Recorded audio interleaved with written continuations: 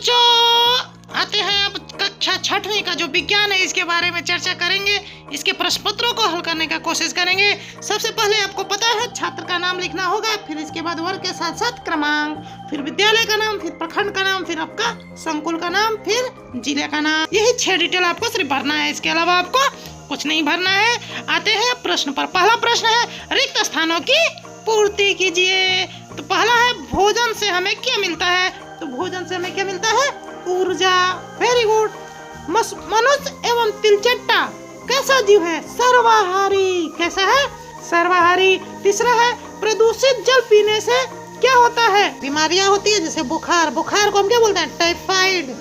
Typhoid. Typhoid ये जो बीमारी है आपको क्या होता है? इससे बुखार पनपता है, तो वही डायरेक्ट बुखार लिख दिया गया है, लेकिन आपको टाइफाइड लिखना होगा। अब आते हैं अगले पर। अगला क्या कार्य है? बर्फ का पानी में बदलना क्या करना है? कौन सा परिवर्तन है? भौतिक परिवर्तन है कि रासायनिक परिवर्तन? तो ये आपको क्या होगा? भौतिक परिवर्तन। आपको बताया गया है कि रासायनिक परिवर्तन और भौतिक परिवर्तन क्या होता है, तो यहाँ पे क्या होगा? भौतिक परिवर्तन। Very good. प्रकाश के गमन का मार्ग कैसा होता है? सीधा होता है। कैसा होता है? सीधा होता है। अब आते हैं अगले प्रश्न पर। अगला प्रश्न क्या बोल रहा है? मिलान करना है। विलय क्या होता है? एक होता है विलायक, एक होता है विलय।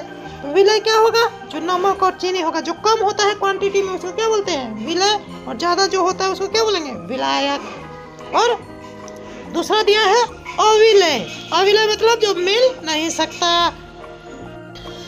अविलय क्या है? जो पानी में मिल नहीं सकता, उसको क्या बोलेंगे? अविलय। अविलय क्या है? लोहा और रेत। घोलक विलायक। घोलक क्या है?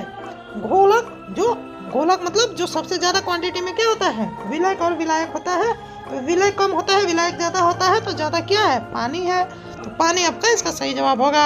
आयोडीन की कमी से क्या होता है? आप लोग को पता होगा, आपको बताने की जरूरत नहीं है। घेंघा रोग। क्या होता है? घेंघा रोग।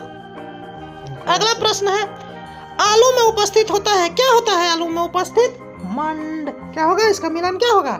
मंड। Very good. अब आते हैं अगले प्रश्न पर। अगला प्रश्न क्या बोल रहा है? सही कथन पर सही और गलत कथन पर गलत का चिन्ह लगाइए।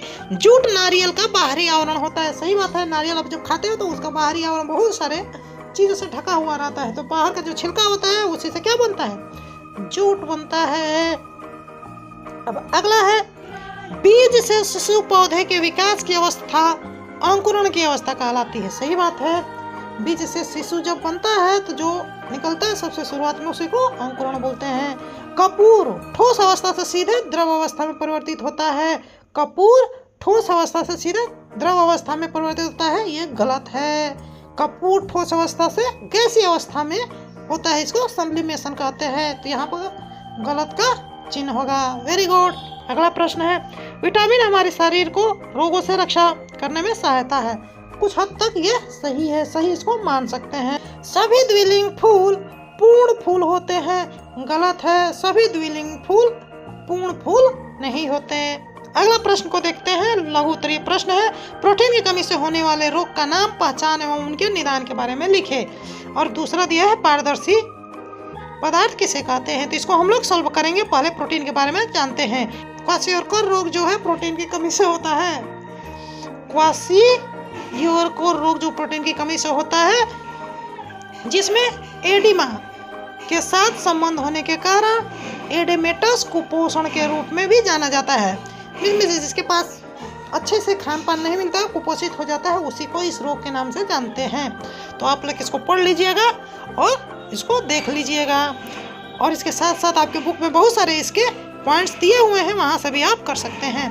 अगला प्रश्न है पारदर्शी पदार्थ किसे कहते हैं? पारदर्शी पदार्थ वे पदार्थ हैं जिनके आर पार दूसरी वस्तुओं को देखा जा सकता है, पारदर्शी पदार्थ कहलाता है। और जिससे प्रकाश भी आर पार जा सकता है, पारदर्शी पदार्थ कहलाता है। जैसे आप ले लेते हैं एक दीवार पारदर्शी है या नहीं? नहीं है, क्योंकि इसमें आर पार हम देख नहीं सकते। शीशा अगर लेते हैं जो खिड़की में लगता है तो उसको आर पार देख सकते हैं, तो क्या है? पारदर्शी है। एक होता है पारभासी। पारदर्शी, अपारदर्शी और पारभासी 3 चीज होता है, आपको बताया गया है। अब आते हैं अगले प्रश्न पर। मिश्रण से अवयवों को अलग करने की जरूरत क्यों होती है? मिश्रण से अवयवों को अलग करने की जरूरत इसलिए पड़ती है कि सबका काम अलग अलग तौर पर हम उपयोग में ला सकते हैं, इसलिए हम उसको छानकर, चुनकर, बीनकर अलग कर सकते हैं। हमारे भोजन के मुख्य पोषक तत्वों के नाम लिखिए। भोजन के मुख्य पोषक तत्व ये हैं: कार्बोहाइड्रेट, प्रोटीन, वसा, विटामिन, खनिज लवण। इसके अलावा भोजन में आहारी रेशे और जल भी होते हैं। तो ये मेरे हैं। अब आते हैं दीर्घ उत्तरीय प्रश्न। अब पहले हम चित्रों के माध्यम से जालिका रूपी सिरा विन्यास एवं समांतर सिरा विन्यास को अंतर देखें। तो मैं यहीं पर आपको चित्र बनाकर दिखाता हूँ। देखिए, पहला क्या है? जालिका रूपी सिरा विन्यास। आप लोगों ने पत्ती देखा है, ऐसा पत्ती होता है। इस पत्ती में अगर मैं ऐसे सीधा पारते हैं तो यहाँ पर ऐसे ऐसे ऐसे ऐसे रहता है, तो इसी को हम क्या बोलते हैं? सिरा विन्यास बोलते हैं। और अगर केला का पत्ता आप देखते हैं या गेहूं का पत्ता देखते हैं तो आपको कैसा दिखेगा? पत्ता आपको दिखता है ऐसे, आपको सीधा सीधा पत्ता रहता है, ठीक। और इसमें आपको ये सीधा सीधा लाइन दिखेगी, तो ये बोलते हैं इसको समानांतर सिरा विन्यास। सटा हुआ नहीं रहता है। केला का पत्ता भी आप देखते हैं, फाड़ते हैं तो केला बीच में से फट जाता है, तो वो समानांतर सिरा विन्यास के अंतर्गत आता है। और जालिका रूपी सिरा विन्यास जो होता है आपका, जैसे नीम का पत्ता भी ले ले, नीम का पत्ता भी जालिका रूपी सिरा विन्यास होता है। नीचे दिया है, पढ़ते हैं क्या है? पत्ती के सिराओं के जाल की तरह के विन्यासों को जालिका सिरा विन्यास कहते हैं। जैसे आम, तुलसी और बरगद की पत्तियां होती है। जबकि सिरा विन्यास का एक दूसरे के समानांतर सिरा विन्यास कहलाता है, जैसे धान, गेहूं और घास की पत्तियां हैं। तो नीचे भी और एग्जाम्पल दिया है, समझते हैं जालिका सिरा विन्यास क्या है। परिभाषा दिया है: जब पत्ती के सिराएं जाल की तरह एक दूसरे से जुड़ी होती हैं तो जालिका रूपी सिरा विन्यास कहलाती है। जैसे कि मैं ऐसे बताया, ये पत्ती है, ऐसे है, तो आपका ऐसे ऐसे ऐसे ऐसे जालिका रूपी रहता है, तो ये क्या कहलाएगा? जालिका रूपी सिरा विन्यास। आम, बरगद, तुलसी, धनिया, ये क्या है? उसके उदाहरण है। समानांतर सिरा विन्यास क्या है? जब पत्तियां के सिरा एक दूसरे के समानांतर चलती रहती है तो इसे समानांतर सिरा विन्यास कहते हैं। धान, गेहूं, मक्का, केला। दीर्घ उत्तरीय प्रश्न के बारे में चर्चा करते हैं। पृथक्करण के तीन विधियों के बारे में लिखिए। तो इसका उत्तर दिया है: पृथक्करण एक ऐसी प्रक्रिया है जिसके किसी मिश्रण से उसके अलग अलग घटकों को अलग किया जाता है। पृथक्करण के कुछ तरीके हैं, जैसे निष्पादन, चालन, अवसादन, निस्तारण। ये सब क्या है? ये पृथक्करण के विधि हैं। चित्रों के माध्यम से जालिका रूपी सिरा विन्यास, समानांतर सिरा विन्यास को स्पष्ट करें। इसको हम लोग कर चुके हैं ऊपर। तो ये रहा है आपका प्रश्न पत्र। कैसा रहा आप कमेंट में इसका जरूर बताएं, अपना सुझाव जरूर साझा करें। अगर आपको और प्रश्न पत्र चाहिए तो आप कमेंट कर सकते हैं। लाइक करें, सब्सक्राइब करें। ऐसे ही पढ़ते रहिए, हंसते रहिए, मुस्कुराते रहिए।